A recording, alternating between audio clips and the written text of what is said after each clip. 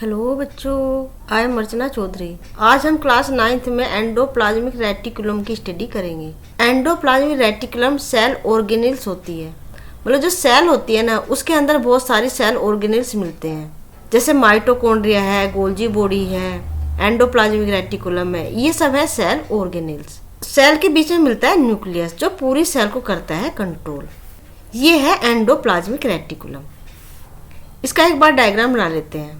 ये होता है न्यूक्लियस, सेल में न्यूक्लियस, और ये है प्लाज्मा मेम्ब्रेन। जो न्यूक्लियस होता है वो डबल मेम्ब्रेन होता है, और ये मिलते हैं उसमें पोर। बीच में होता है पेरी न्यूक्लियर स्पेस। तो ये है आउटर मेम्ब्रेन और ये है इनर मेम्ब्रेन। तो ये आउटर मेम्ब्रेन है, इससे एक्सटेंड होती है एंडोप्लाज्मिक रेटिकुलम। ठीक है, इस तरह से ये है एक सेक लाइक स्ट्रक्चर, और फैली होती है प्लाज्मा मेम्ब्रेन तक। ये पूरी सेल में इस तरह से एंडोस्केलेटन बनाती है, मतलब ये सेल को सपोर्ट प्रोवाइड करती है। ठीक है, और ये है इसकी मेम्ब्रेन। एंडोप्लाज्मिक रेटिकुलम एक चैनल बनाती है इस तरह से। चैनल मतलब रास्ता, जो एक्स्ट्रा सेलुलर और इंट्रा सेलुलर ट्रांसपोर्ट का काम करती है। जो एंडोप्लाज्मिक रेटिकुलम है, इसकी डिस्कवरी की थी पोर्टर ने। इसको इस तरह से याद कर सकते हैं, क्योंकि एंडोप्लाज्मिक रेटिकुलम ट्रांसपोर्ट का काम करती है, एक्स्ट्रा सेलुलर और इंट्रा सेलुलर बोथ। तो पोर्ट मतलब ट्रांसपोर्ट।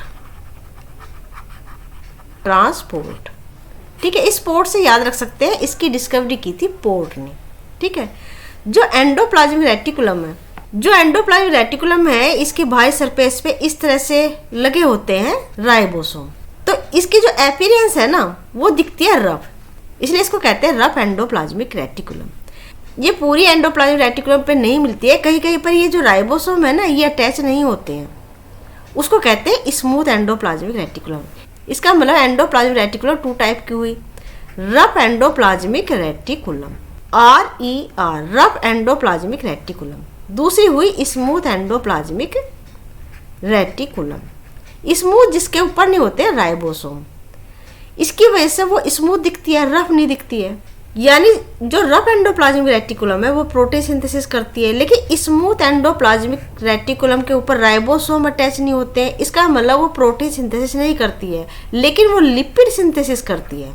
लिपिड, कोलेस्ट्रॉल, स्टेरोल, इसका वो सिंथेसिस करती है। और जो एंडोप्लाज्मिक रेटिकुलम है, इसके आउटर मेम्ब्रेन ब्रेक होती है और इस तरह से एक बल्ज लाइक स्ट्रक्चर बनती है, और बाद में बनाती है ये वेसाइकल्स। और इस वेसाइकल्स में जो प्रोटीन या लिपिड सिंथेसिस हुए ना, वो इसमें आ जाते हैं, मतलब ये वेसिकल्स बनते हैं। और ये वेसिकल ही इस तरह से मॉडिफाइड होने के बाद बनाते हैं बाद में गोल्जी बॉडी। इसे हम बाद में देखेंगे। ठीक है, मतलब जो एंडोप्लाज्मिक रेटिकुलम है उससे वेसाइकल्स बन रहे हैं। वेसाइकल्स जो फ्लैटेंड होने के बाद गोल्जी बॉडी बना दी, और गोल्जी बॉडी में जो एंडोप्लाज्मिक रेटिकुलम से प्रोडक्ट बने उसको रीसिंथेसाइज किया जाता है। फिर गोल्जी बॉडी से भी इस तरह से पिंच ऑफ होती है कुछ वेसाइकल स्ट्रक्चर, जो बड़ी होके बना लेती हैं लाइसोसोम। ठीक है, मतलब एंडोप्लाज्मिक रेटिकुलम से बने वेसाइकल्स से गोल्जी बॉडी, और गोल्जी बॉडी से लाइसोसोम, जिसमें प्रेजेंट होते हैं हाइड्रोलाइटिक एंजाइम। ठीक है, ये हम सभी बाद में देखेंगे, मतलब ये एक सीक्वेंस हो गया। तो जो एंडोप्लाज्मिक रेटिकुलम होती है ना, वो एंडोस्केलेटन बनाती है। एंडो मतलब अंदर। ठीक है, इस तरह से सपोर्ट कर रही है ना पूरी सेल को। ये हमने एक पोर्शन बनाया है, लेकिन ये पूरी सेल में इस तरह से ये फैली होती है, ये सपोर्ट करती है, सेल की शेप को मेंटेन रखती है। ठीक है, और जो एंडोप्लाज्मिक रेटिकुलम है 3 टाइप है। सिस्टर्नी, नंबर 2 ट्यूब्यूल्स, और नंबर 3 वेसाइकल्स। जो सिस्टर्नी होती है ना, वो अनब्रांच होती है, उनमें राइबोसोम अटैच होते हैं। जो ट्यूब्यूल्स होती हैं वो ब्रांच होती हैं और डिवॉइड ऑफ राइबोसोम होते हैं, मतलब राइबोसोम प्रेजेंट नहीं होते हैं। और वेसाइकल्स अभी हमने देखे, जो वेसाइकल्स बना रही है एंडोप्लाज्मिक रेटिकुलम। तो अब हम इसके थोड़े से नोट्स देख लेते हैं, लेकिन इससे पहले अगर आपने मेरे चैनल को सब्सक्राइब नहीं किया है तो प्लीज़ सब्सक्राइब कर लें, और अगर वीडियो पसंद आए तो लाइक और शेयर ज़रूर करें। Endoplasmic reticulum discovered by Garnier and Porter. It is complex network of flat sacs, cisternae, tubules and vesicles that run throughout the cell from plasma membrane to outer membrane of nuclear membrane. और endoplasmic reticulum 3 type की structure से मिलकर बनती है, cisternae, tubules और vesicles. जो cisternae होती है लॉन्ग, थिन एंड अनब्रांच्ड होती हैं, ठीक है, इस तरह से उस पर राइबोसोम अटैच होते हैं। Tubule short branch smooth wall होती है क्योंकि इस पर राइबोसोम डिवॉइड होते हैं, अटैच नहीं होते हैं, एब्सेंट होते हैं। वेसाइकल्स ओवल और सैक लाइक स्ट्रक्चर होती है। यह सिस्टर्नी, इस पर राइबोसोम अटैच है, इसका मतलब ये प्रोटीन सिंथेसिस में पार्टिसिपेट करती हैं, जबकि वेसाइकल्स में जो इनके प्रोटीन, लिपिड या फैट बनते हैं ना, वो इसमें स्टोर होके पंच ऑफ हो जाते हैं। और ये है ट्यूब्यूल्स, इसमें राइबोसोम नहीं मिलते हैं। जो एंडोप्लाज्मिक रेटिकुलम एब्सेंट होती है आरबीसी में, reduce in resting cell but it quite extensive in metabolic active cell. ये मेटाबॉलिकली एक्टिव सेल में क्यों प्रेजेंट होती हैं? क्योंकि मेटाबॉलिक एक्टिव सेल को प्रोटीन की ज़्यादा ज़रूरत होती है, इसीलिए एंडोप्लाज्मिक रेटिकुलम की संख्या ज़्यादा होती है। 2 टाइप की होती है, अभी देखा था, rough endoplasmic reticulum and smooth endoplasmic reticulum. Rough मतलब इस पर राइबोसोम अटैच होते हैं और राइबोसोम का काम होता है प्रोटीन सिंथेसिस का।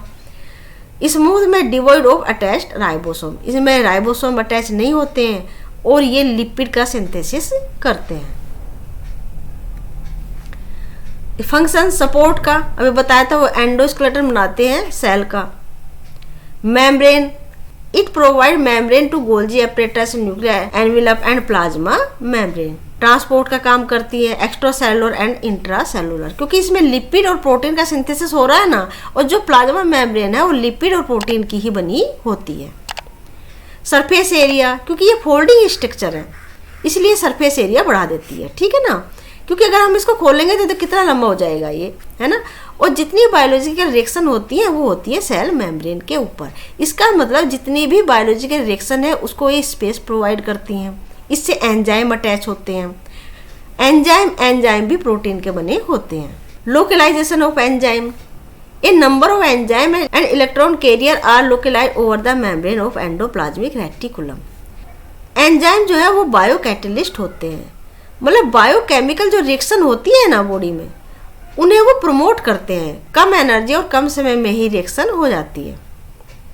कैल्शियम, जो एंडोप्लाज्मिक रेटिकुलम है वो कैल्शियम को स्टोर करती है, और कैल्शियम जब मसल्स कॉन्ट्रैक्शन है उसमें जरूरी होती है। It store calcium which is essential for muscles contraction and other cellular activities. Protein synthesis अभी देखा था, जो रफ एंडोप्लाज्मिक रेटिकुलम है वो प्रोटीन का सिंथेसिस करती है। जो लिपिड है वो स्मूथ एंडोप्लाज्मिक सिंथेसिस करती है। डिटॉक्सिफिकेशन का काम भी स्मूथ एंडोप्लाज्मिक रेटिकुलम करते हैं। डिटॉक्सिफिकेशन मतलब कुछ पॉइजनस, कोई ड्रग जो अंदर आ जाते हैं उसके इफेक्ट को खत्म करना, ठीक है ना, वो काम होता है स्मूथ एंडोप्लाज्मिक रेटिकुलम। जो डिटॉक्सिफिकेशन काम है वो लीवर सेल में होता है ज़्यादातर, तो वहाँ पे स्मूथ एंडोप्लाज्मिक रेटिकुलम अधिक मात्रा में होती हैं। तो SER of liver cell has enzyme to detoxify harmful chemicals and drugs. तो ये था आज का एक छोटा सा टॉपिक। मैंने सभी वीडियो डाल रखी हैं। एक्चुअली में बहुत जोश और उमंग से मैंने ये चैनल शुरू किया था, पर नहीं पता था कि YouTube चीटिंग करता है और इम्प्रेशन नहीं भेजता है। लेकिन मैंने पूरी मेहनत की है बहुत अच्छे से समझाने की। अगर आपको लगता है मैंने सच में मेहनत की है तो चैनल प्लीज़ सब्सक्राइब करें।